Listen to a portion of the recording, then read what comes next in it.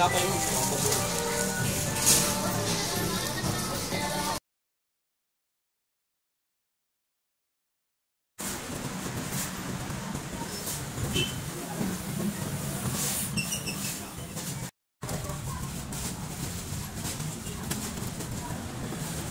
mga kasari, welcome back to my channel, and for today's video mga kasari, isi-share ko lang sa inyo na nakapag-grocery ako nung nakaraang araw. Umabot siya ng worth 49,000, parang 49,600, so parang 50k na rin yun.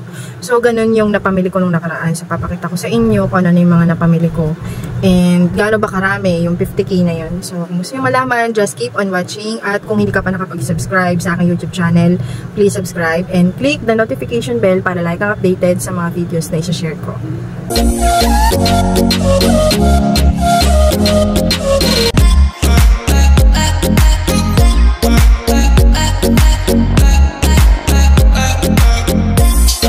So, ito nga mga kasari, no, nakapag-grocery ako nung nakaraan na halos 50k. And, okay, masaya dahil, syempre, nakakapamilya ko ng ganong halaga. Kaya lang nakakalungkot kasi sobrang konti na lang niya compare dati. So, hindi pa talaga, as in, nabili ko yung lahat ng kailangan kong bilhin dito sa tindahan namin. So, yun talagang, wala lang talaga yung nabili ko. So, ganun na talaga kataas yung mga bilihin talaga ngayon.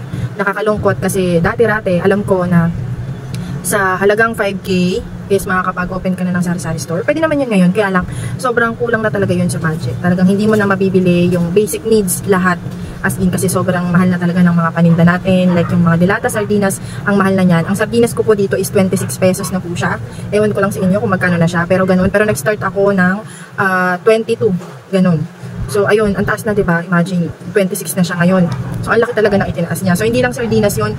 Halos lahat ng dilata is nagtaas na po talaga siya, mga kasari. Kaya, kapag ikaw mamimili talaga tapos 10k yung dala mo, dati-rati 10k, maraming boxes na yan. Pero ngayon, talaga, konti lang talaga yun. Ayan, ayan yung aking, sa harapan ng aking store. So, ayan. Ayan, kahit pa paano is nakaka-provide pa naman ako ng mga candies. Piso pa rin ang aking bentahan dyan, mga kasari. Piso, tapos itong flat tops. Ano yan? 2 isa talaga yan. Ayan, tapos honey tres, ayan. Tapos meron pa tayong pabigas dito. Ayan. Ayan, so kailangan ko lang talaga mag-ayos-ayos pa. Yung asukal ko is wala na nga yung stock. Ayan, ito talaga yung pinaprovide ko talaga lagi, yung aking mga dilata. So ayan. Yung mga dilata talaga. Ayan, yung sigarilyo hindi pa na-display yung iba dyan kasi nandito siya. So ayun nga kasari ang aming store. Diba, kung mapapansin nyo talagang kumbaga noon, kung kayo ay mamimili na worth 50k talaga is halos mapuno na yung tindahan ninyo. So ngayon talaga is hindi. So nakakalungkot lang, pero ganun talaga, mataas kasi talaga yung inflation rate natin. So alam naman natin yan na taon-taon is tumataas talaga yung mga bilihin. Dahil syempre nag-iiba na rin yung generation natin ngayon. So sumasabay na rin talaga yung mga bilihin sa pagtaas. So ayun, pero hindi yun hadlang para sa mga nanonood ngayon na gustong magtayo ng sari-sari store. At syempre, nagdadalawang isip na ngayon dahil nga hindi ka na makakapag-provide ng tindahan kung ang budget mo is nasa 5k. So ako talaga, nag-start talaga ako ng 5,000 noon. So marami na yun. Halos lahat ng basic needs na pwedeng itinda natin is meron na. Kaya lang sa ngayon, is yung 5k is konti lang talaga yung mabibili mo doon. So, mamimili ka kung ano yung gusto mong bilhin, kung non-food or yung mga dilata. So, syempre, ang basic needs natin is yung mga dilata, sardinas, non-food, sabon, ganyan. So, yung mga talagang alam mo na unang-unang binibili ng mga customer natin. Kaya lang nga, yun nga yung sabi ko nga sa inyo, medyo tagilid tayo pagdating sa 5k na puhunan sa ngayon kasi nga mataas na talaga yung bilihin.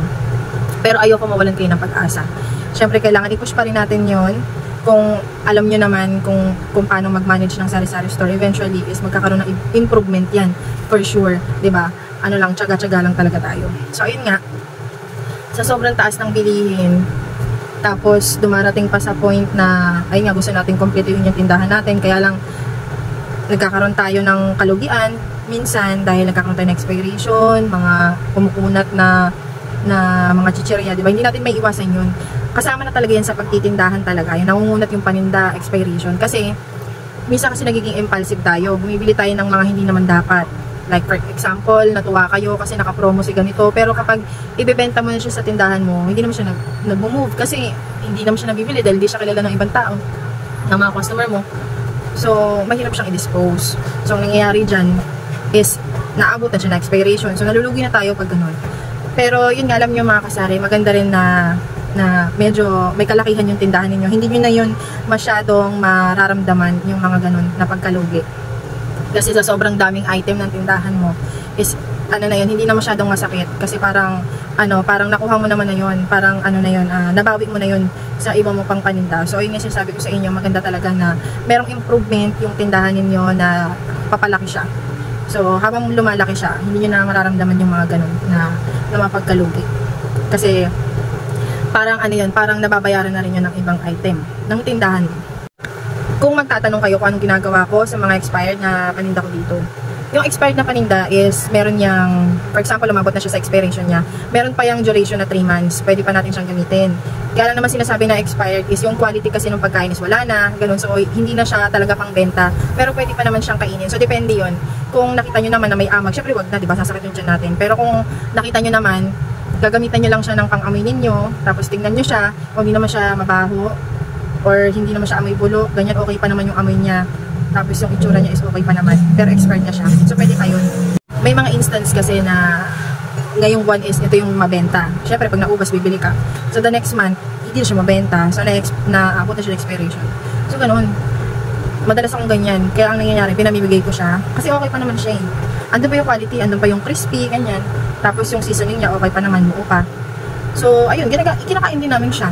So, ang hindi ko lang talaga, kinakain is yung mga dilata na pag-open mo is may mga amag na gano'n. So, depende talaga yun. Gamitan nyo siya ng inyong senses. Kung talaga ba, pwede pa siya o hindi. So, ayun. Kasi sayang, lugi mo na yun, pero wala kang magagawa. Kasama talaga yun sa buhay ng pagsasari-sari store. So, yun lang update ko mga kasari. Dito sa tindahan namin, wala namang masyadong ganap. Talagang, everyday routine is ganun pa rin naman. So, sumasabay talaga kami sa mga presyuhan. Kung mataas namin nabili, mataas. Kung mura namin siya nabili, di mura namin siya ibibenta. So, ganun lang yung buhay namin dito sa aming tindahan. So, hindi ko masyadong ini-stress yung sarili ko dahil sa mga ganung presyuhan. Kasi, ganun naman talaga. And, yung mga customer naman natin, alam naman yan. So, ayun, yun lang. Yung aking, nakakatuwa lang kasi going 5 years na rin yung tindahan ko. And, nakikita ko naman na nag-improve naman siya every year. So, ayun, nakatayo pa rin naman kami. And nakakatawa kasi mas nagagamit namin yung oras namin ngayon. Unlike dati, talagang 24 hours ang hirap din na mag 24 hours, pero ngayon hindi na. So nakakapagsara na kami. And kung nakita niyo yung last vlog ko is pinakita ko yung harapan ng tindahan namin. Talagang meron na siyang roll up, may sarahan na siya, so safe na talaga. So ayun nga mga kasari, ang update ko for today's video. Sa mga hindi pa nakapag-subscribe sa aking YouTube channel, please subscribe and click the notification bell para like ang updated sa mga videos na share ko. Done!